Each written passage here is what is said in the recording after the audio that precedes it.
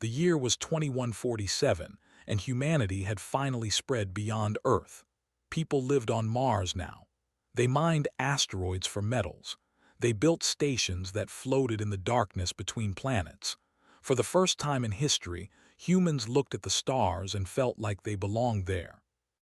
Admiral Park stood in the Sol Command Center, watching screens that showed the entire solar system. He was 53 years old, with gray hair and tired eyes that had seen too many battles, but nothing in his long career had prepared him for what appeared on his screen that morning. A fleet, a massive alien fleet. Over 2,000 ships, each one bigger than anything humans had ever built. They came from beyond the edge of the solar system, moving slowly like predators who knew their prey could not escape. "Sir," his assistant said, voice shaking, "they are broadcasting on all frequencies." Park nodded, "Put it through." The screen flickered, and humanity saw aliens for the first time.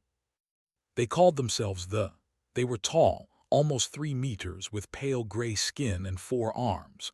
Their eyes were like an insect's eyes, made of hundreds of tiny parts that reflected light in strange ways. When they spoke, their mouths did not move right. The words came from a translator device around their neck. "Primitive species of the third planet," the alien commander said. "We are the Dominion.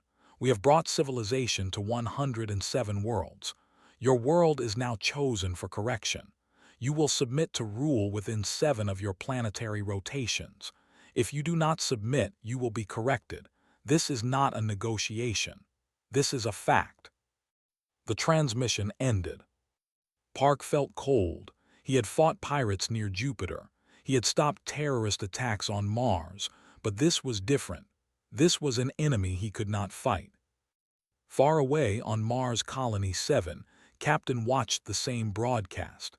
She was 31 years old, one of the best pilots in the United Earth Defense Force. Her hands, which never shook during combat, were shaking now. She pulled up the fleet data on her personal screen. 2,000 warships. The largest human battleship was like a toy compared to the smallest cruiser. Humanity had maybe 300 military vessels in total. Most of them were old. Most of them were slow. "We cannot win this," she whispered to herself, "not in a straight fight." On Earth, the World Council met in emergency session. Leaders from every nation sat around a huge table, their faces pale with fear. Secretary General Lee, a thin man with calm eyes, tried to keep order. "We must try diplomacy," he said. "We will send envoys. We will offer trade agreements. We will ask for more time to understand their demands." Some leaders wanted to surrender immediately. Others wanted to fight. Most just sat in silence, unable to process what was happening. They sent envoys. That did not hurt them. They simply laughed. The alien commander found it amusing that humans thought they had anything worth trading. He found it amusing that humans thought they had a choice. "Your species is young," he told the human envoys. "You do not understand how the universe works. The strong rule, the weak serve. This is the natural order. We have corrected 107 worlds. Some submitted, some did not. The ones who did not submit no longer exist. Choose wisely." The envoys returned to Earth with this message. The World Council debated for 6 days. They sent more messages. They begged for more time. They offered everything they had. They stopped responding on the 5th day. On the 7th day, Park received a transmission, not from his government, not from the commander. It was a broadcast meant for every human being alive. "People of Earth," the commander said, "your leaders have chosen defiance. They believe they can negotiate with the natural order. They are wrong. We will now demonstrate what happens to species who do not submit. Watch carefully. Learn. And when the demonstration is complete, you will have one final chance to correct your mistake." The screen changed. It showed a city, a beautiful coastal city with tall buildings and millions of lights. New Mumbai, population 7 million people. Park's blood turned to ice. "No," he said. "No, no, no." The first plasma bolt fell from the sky like the fist of an angry god. It struck the city center and everything within 2 kilometers simply stopped existing. The second bolt hit 3 seconds later, then the third, then the fourth. The broadcast everything. Every screen on Earth, on Mars, on every station and colony showed the same thing. They wanted humanity to watch. They wanted humanity to understand. Watched from Mars as New Mumbai burned.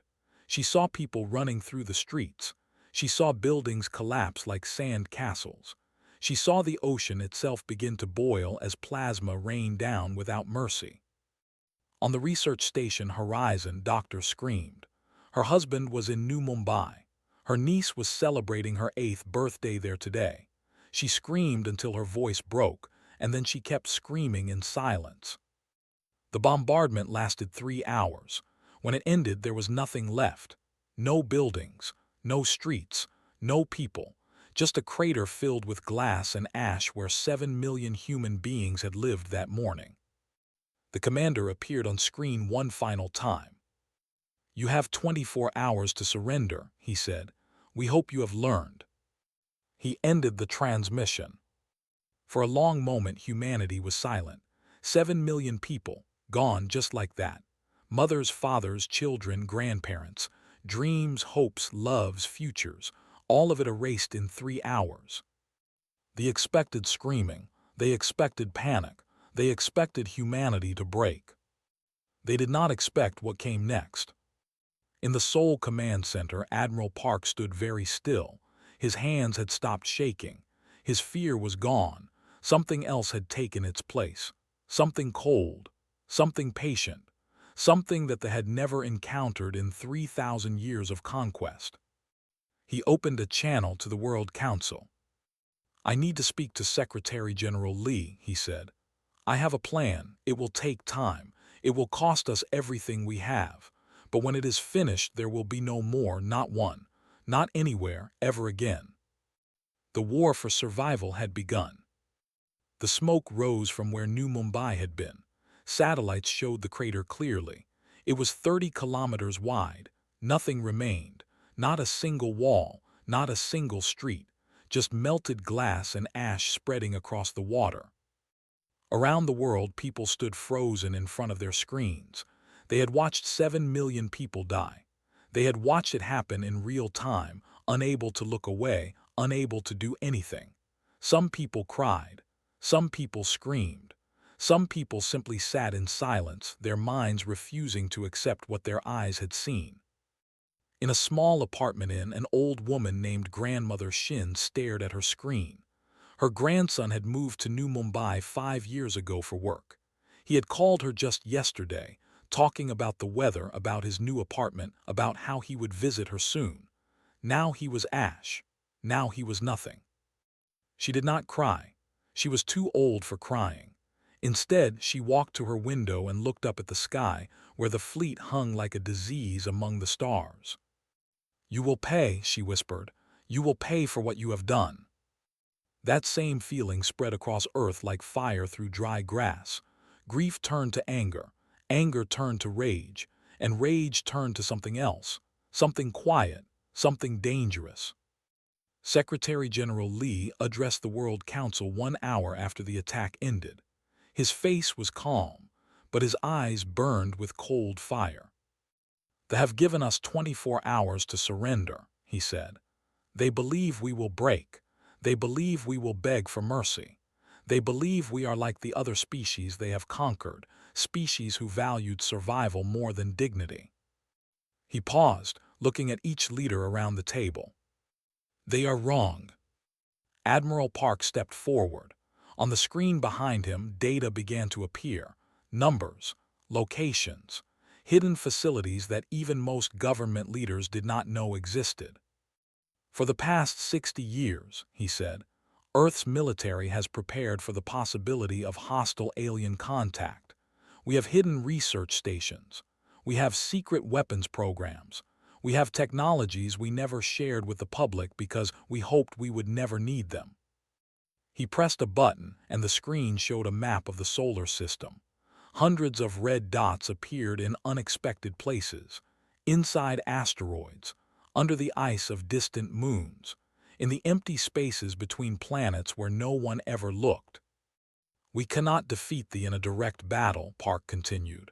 "Their fleet is too large, their technology is too advanced, but we do not need to win a direct battle. We need to make them bleed. We need to make them hurt. And most importantly, we need to make them pay." Received her orders on Mars Colony 7. She was to report immediately to a location that did not officially exist, a hollowed-out asteroid named Installation Omega. When she arrived, she found hundreds of other pilots waiting. All of them had the same look in their eyes. All of them had lost someone in New Mumbai. A tall officer stood before them. His name was Commander, and he had a scar running down the left side of his face from a battle with pirates years ago. "You are the best pilots humanity has," he said. "You have been chosen for a special mission. We are building new ships, ships designed specifically to fight the ships that will be faster, more deadly, and more terrifying than anything those aliens have ever seen." He pressed a button and a hologram appeared. It was a warship, but not like any warship had ever seen. It was sleek, angular, covered in black material that seemed to absorb light. "This is the Vengeance class," Commander said. "We will build 300 of them in the next 6 months, and when they are ready, we will teach the true meaning of fear." On the research station Horizon, Doctor had not slept since the attack. Her eyes were red. Her hands were shaking, but her mind was working faster than it had ever worked before. Her job was to study alien life forms, to understand how they functioned. Now she had a new job. She needed to find a way to kill them. A younger scientist named Doctor worked beside her. He was quiet, with gentle eyes that seemed wrong in this place of death and revenge. But his hands were steady, and his mind was sharp. "They are silicon-based," Doctor said, pointing at data on her screen. "Their bodies use crystalline structures instead of carbon chains like ours. Their brains, their nervous systems, everything is built on silicon crystal networks." "That means they have weaknesses we do not have," Doctor said softly. "Yes." Doctor's voice was flat, empty. "Silicon crystals can be disrupted by certain frequencies, certain chemicals, if we can create a compound that targets their neural crystals specifically." She did not finish the sentence. She did not need to.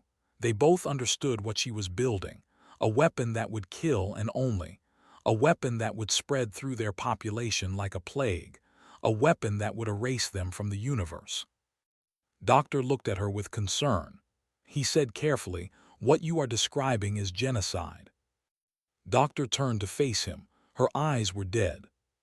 "They killed my husband," she said. "They killed my niece on her 8th birthday. They killed 7 million people and broadcast it like entertainment. They do not deserve mercy. They do not deserve survival. They deserve extinction." She turned back to her work. "And I will give it to them." On Earth, the countdown continued. The watched from orbit, waiting for humanity's surrender. Their commander was confident. Every species surrendered after a demonstration. It was simply the natural order. But something strange was happening.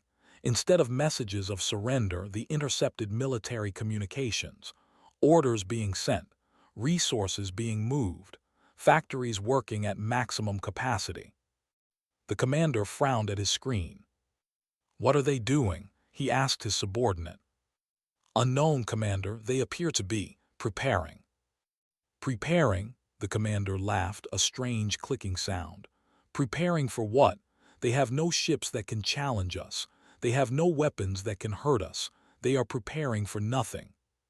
He dismissed the reports and returned to his meditation. It was the last mistake he would ever make. The 24 hours passed. No surrender came. Instead, Secretary General Lee sent one final message to the fleet. "You asked us to submit. We refuse. You showed us what you are willing to do. Now we will show you what we are willing to do. This war will not end with our surrender. It will end with your extinction. Every man, woman, and child on Earth has made this choice. We would rather die fighting than live as slaves. Come and try to break us. We will be waiting." The transmission ended. In orbit, the commander stared at his screen in disbelief. In 3,000 years, no species had ever responded like this. No species had ever chosen war over survival. He did not understand. He would learn. 6 months had passed since New Mumbai burned. The commander stood on the bridge of his flagship, staring at Earth through the viewing window. The blue planet floated in space, looking peaceful and small, but something was wrong, something he could not explain. His intelligence officers had brought him reports every day. The reports made no sense. Human trade ships had stopped transmitting. Human colonies had gone dark. A strange cloud of debris had appeared around Earth, making it difficult for sensors to see what was happening on the surface. "What are they doing?" the commander asked for the 100th time. "We do not know, Commander," his subordinate answered. "All our spy probes have been destroyed. All our listening devices have gone silent. It is as if they have simply disappeared." The commander clicked his teeth in frustration. He had conquered 107 worlds. He had faced species far more advanced than humans. None of them had ever behaved like this. "They are planning something," he said. "Something stupid.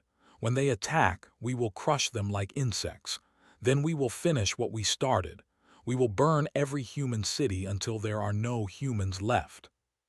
But deep in his mind, a small voice whispered a question he did not want to hear. "What if you are wrong?"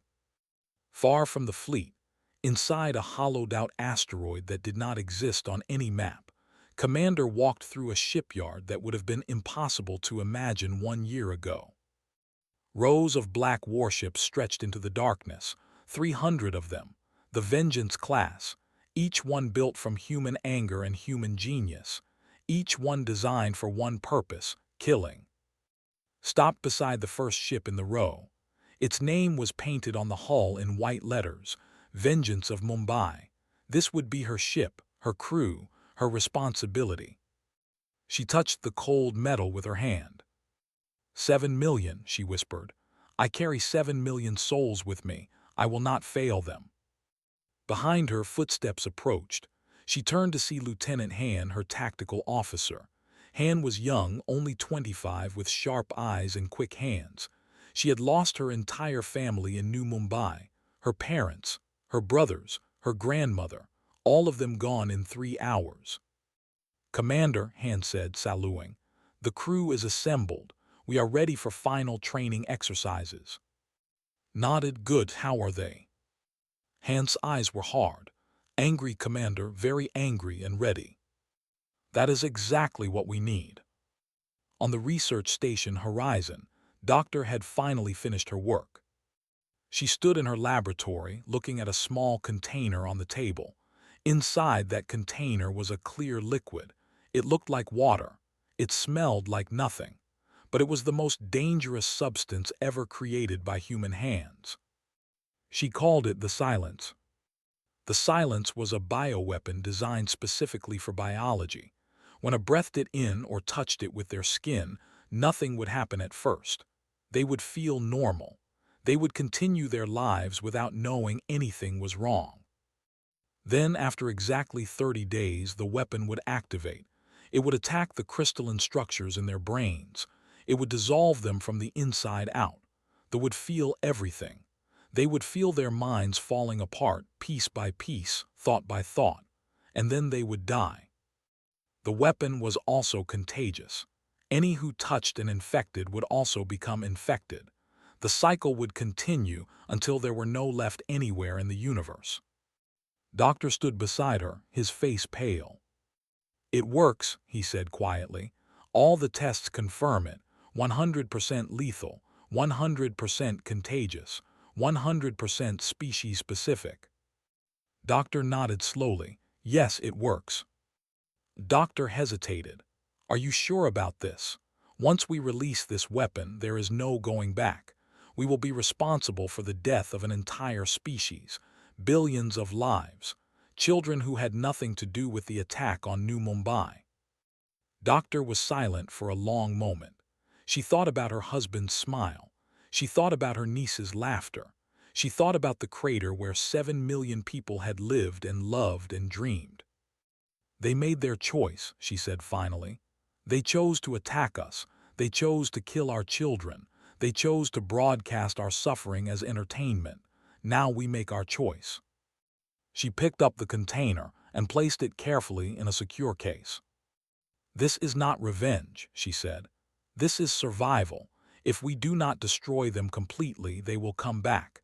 They will rebuild, and they will try to exterminate us again.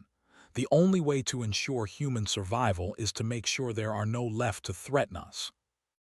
Doctor had no answer, because deep down he knew she was right. In the Seoul Command Center, Admiral Park reviewed the final battle plans for the 1,000th time. The attack was scheduled for tomorrow. Every element had to be perfect. Every ship had to be in exactly the right place at exactly the right time. One mistake could ruin everything. His assistant, a young man named Officer, approached with a data pad. Admiral, all units report ready. The fleet is in position. The weapon has been loaded onto the delivery missile. Ground-based defense platforms are active and standing by. Park took the data pad and looked at the numbers. 300 ships against 2,000. It should have been impossible. It should have been suicide. But humans had spent 6 months learning everything they could about technology. They had studied captured weapons. They had analyzed ship designs. They had found weaknesses that they did not even know they had. The human ships were not stronger than ships, but they were faster, much faster, and they were built by people who did not care if they survived the battle. They were built by people who only cared about winning. Admiral Park set down the data pad and walked to the window. Outside, night was falling over Seoul. Lights were coming on in buildings. Families were sitting down to dinner. Children were doing homework. Life was continuing as it always did, even in the shadow of death. Tomorrow, he said quietly, everything changes. He opened a communication channel to every human military unit in the solar system. 300 ships, 72 orbital platforms, 6,000 ground installations, millions of soldiers, pilots, and support staff, all of them waiting, all of them ready. This is Admiral Park, he said. Tomorrow we attack. Tomorrow we avenge our dead. Tomorrow we remind the universe that humanity is not prey. We are not victims. We are not slaves. He paused, feeling the weight of what was about to happen. Many of us will not survive tomorrow. I will not lie to you about that. But those who fall will fall as warriors. They will fall as heroes. And they will fall knowing that their sacrifice saved humanity from extinction. His voice hardened. For the 7 million, no mercy, no retreat, no survivors. Across the solar system, millions of voices answered as one. For the 7 million. The night passed slowly. The stars turned overhead, and in the darkness between worlds, 300 black ships waited for dawn. The battle for humanity's future was about to begin. The Supreme Commander was drinking his morning nutrient solution when the alarms began to scream. He dropped the container and ran to the bridge. His officers were shouting, pointing at screens filled with red warning lights. Sensors were going crazy. Something was happening, something impossible. "Report," the commander screamed. "What is happening?" His tactical officer turned to him, and for the first time in 3,000 years of conquest, the commander saw fear in his eyes. "Ships, Commander, human ships. They appeared from nowhere. They are inside our defensive perimeter." "How many?" 300, Commander." The commander stared at the screen. It was true. Somehow, impossibly, 300 human warships had materialized in the middle of his fleet. They were smaller than cruisers, black as the void, moving with a speed and coordination that should not have been possible. "Destroy them," the commander roared. All ships opened fire. But it was already too late. On the bridge of the Vengeance of Mumbai, Commander felt perfectly calm. Her ship was surrounded by enemies. Her crew was outnumbered 50-1. None of that mattered. She had been waiting for this moment for 6 months. Every person on every human ship had been waiting for this moment. "All wings," she said into her communicator, her voice steady as stone. "Execute pattern fury. Make them pay for every soul." The human ships exploded into action. They did not fight like any enemy that had ever faced. They did not try to stay alive. They did not try to retreat. They attacked with the fury of a species that had accepted death and decided to take their enemies with them. Pilot No flew his fighter straight into the engine section of a cruiser. His ship was too damaged to escape. He did not try to escape. He aimed his burning vessel at the enemy's weakness and pushed his engines to maximum. The explosion destroyed the cruiser completely. On the destroyer Wrath of Earth, Captain Shin ordered her crew to ram the carrier blocking their path. "For my daughter," she whispered as the ships collided. "For my daughter who will never see her 10th birthday." They had never seen anything like this. Their enemies always tried to survive. Their enemies always retreated when the battle turned against them. These humans did not retreat.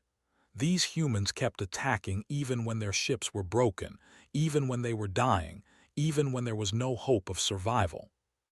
Lieutenant Han worked her weapons console with bleeding hands. A piece of metal had cut her head during an explosion and blood was running into her eyes. She did not stop. She could not stop. Every shot she fired was for her family. Every enemy she destroyed was a small piece of justice. "Commander," she shouted, "I have a clear shot at the flagship's shield generators." Looked at the tactical display. The flagship was surrounded by enemy ships. Getting close enough to hit the generators would require flying through a wall of plasma fire. The chances of survival were almost zero. "Do it," she said. "All power to forward shields, get us in there." The Vengeance of Mumbai dove toward the flagship like a black arrow. Plasma bolts exploded around them. The ship shook and screamed. Crew members died at their stations. But the ship kept moving. The ship kept fighting. Han fired the main cannon at exactly the right moment. The shot struck the flagship's shield generators. Blue lightning arced across the alien vessel's hull as its defensive shields collapsed. "Shields down," Han screamed, blood and tears mixing on her face. "Doctor, you are clear." Far away on a hidden platform orbiting Earth's moon, Doctor watched a single light turn green on her console. The flagship's shields were down. The delivery path was open. She placed her hand on the launch button. This was it. This was the moment she had worked toward for 6 months. One button, one missile, the death of a species. Her hand trembled. She thought about what she was about to do. Billions of would die, not just soldiers, not just the commanders who ordered the attack on New Mumbai. Children would die, families would die, an entire civilization would be erased from the universe. Was this justice, or was this something else, something darker? Then she thought about her niece, 8 years old, brown eyes full of wonder, a smile that could light up any room. Gone, turned to ash in 3 hours while aliens watched and laughed. Her hand stopped trembling. "For you," she whispered, "for all of you." She pressed the button. A single missile launched from the platform. It was small, unremarkable. The point defense systems did not even notice it. Why would they? It was just one tiny missile among thousands of explosions. The missile slipped through the chaos of battle. It found the gap in the flagship's shields. It entered through a ventilation port and released its payload into the air circulation system. The silence began to spread. On the flagship bridge, the Supreme Commander did not notice the faint mist entering through the air vents. He was too busy watching his fleet die. Somehow, impossibly, the humans were winning. Their ships were being destroyed, yes, but for every human ship that fell, 3 ships fell with it. The humans were not trying to survive. They were trying to kill as many enemies as possible before they died. "Retreat," the commander finally screamed. "All ships retreat, we must regroup." But the human ships had formed a wall around the fleet. No one was leaving. The humans had trapped them here, in this killing ground, and they were not going to let anyone escape. Admiral Park watched the battle from the orbital command station Retribution. His face showed no emotion, but inside, his heart was breaking. So many human ships were dying. So many brave souls were being lost. The price of victory was almost too high to bear. But they were winning.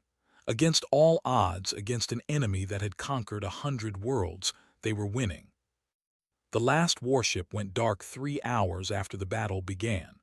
Of the 300 human vessels that had entered the fight, only 47 remained operational. Thousands of humans had died. Thousands more were wounded. But not a single ship had escaped. Admiral Park opened a broadcast to the entire solar system. His voice was heavy with exhaustion and grief. "The battle is over, the fleet is destroyed, our dead are avenged." He paused, looking at the field of burning ships on his screen. Human ships and ships, mixed together in death. "But our work is not finished. The weapon has been delivered. The do not know it yet, but they are already dead. In 30 days there will begin to fall silent. In 60 days there will be no left anywhere in the universe." He took a deep breath. "We did not want this war. We did not ask for this war, but they came to our home. They killed our children. They broadcast our suffering as entertainment. And now they will pay the ultimate price." On the Vengeance of Mumbai, Commander sat in her captain's chair, surrounded by the bodies of her crew. Lieutenant Han was still alive, barely, held together by emergency medical foam and willpower alone. "We did it," Han whispered. "We actually did it." Nodded slowly. She felt no joy, no triumph, only a deep, cold satisfaction. "Yes," she said, "we did, but the war is not over, not until the last is dead." She looked out the viewing window at the debris field that had once been the mightiest fleet in the galaxy. "And now we follow them home." 2 years had passed since the Battle of Earth. The of Prime was silent. The great crystal towers that had once touched the clouds now stood empty. The streets that had once been filled with millions of were covered in dust. The entire planet had become a graveyard. Admiral stood in the central plaza of the capital city, looking up at the palace where their emperors had ruled for 10,000 years. The building was beautiful. Tall spires of purple crystal caught the light of the alien sun and scattered it into rainbows. Intricate carvings covered every surface, telling the story of a civilization that had conquered the stars. Now it was a tomb. "It is strange," said Doctor, who stood beside her. "I expected to feel something, joy, triumph, satisfaction, but I just feel empty." Nodded slowly. "I understand. We spent 2 years waiting for this moment. Now that it is here, it does not feel real." Behind them, a small group of humans walked through the plaza. Scientists, soldiers, diplomats. They had come to document what had happened here. They had come to make sure no one ever forgot. Secretary General Lee approached, his footsteps echoing in the silence. He looked older now. The war had aged him. It had aged all of them. "The recording devices are ready," he said. "Are you certain you want to do this here?" Looked at the empty streets, the abandoned buildings, the silence that stretched to the horizon. "Yes," she said. "This is the perfect place. Let the universe see what happens to those who attack humanity. Let them see what their cruelty bought them." Lee nodded and walked to where a drone camera was floating. He stood straight, adjusted his collar, and began to speak. "To all species receiving this transmission," he said, his voice calm and clear. "My name is Lee. I am the Secretary General of the United Earth Council. I am speaking to you from the capital of Prime, the of the Dominion." He gestured at the empty city around him. "As you can see, there are no here anymore. There are no anywhere anymore. A species that ruled 107 worlds that had conquered civilizations for 3,000 years is now extinct. He paused, letting the weight of those words settle. Humanity did not seek this war. We were a young species, just learning to reach for the stars. We sent messages of peace. We offered friendship. We hoped that other species would welcome us into the community of civilizations. His voice hardened. They answered our messages by killing 7 million of our people. They attacked our largest city. They broadcast the destruction as entertainment. They laughed as our children burned. In the plaza, Doctor closed her eyes. Even after 2 years, the memories were fresh. The screaming, the fire, the crater where millions of lives had been. We gave them a chance to stop, Lee continued. We asked for peace. They demanded surrender. They told us that the strong rule and the weak serve. They told us this was the natural order of the universe. He smiled, but there was no warmth in it. They were wrong. He walked forward toward the camera. We destroyed their fleet. We followed them to there. We erased them from existence, not because we enjoyed it, not because we wanted it, but because they left us no choice. They made it clear that humanity could not survive as long as they existed, so we made sure they would not exist anymore. He stopped walking and looked directly into the camera. This message is for every species in the galaxy. We know you are watching. We know you are wondering what kind of species could do what we did, so let me be clear. His voice softened. Humanity does not want war. We do not want conquest. We do not want to rule anyone. We want to explore. We want to learn. We want to meet other species and share knowledge and friendship. We want peace. Then his voice became cold. But we will not tolerate attacks on our people. We will not accept slavery. We will not surrender to anyone, no matter how powerful they think they are. The thought they could break us with cruelty. They were wrong. The universe now has proof of how wrong they were. He gestured at the empty city one final time. This is what happens to species who attack humanity. This is the price of cruelty. Remember it. Learn from it. And if you come to us in peace, you will find friends. If you come to us in war. He did not finish the sentence. He did not need to. This transmission ends now. The choice of how you respond to humanity is yours. The camera stopped recording. The red light faded.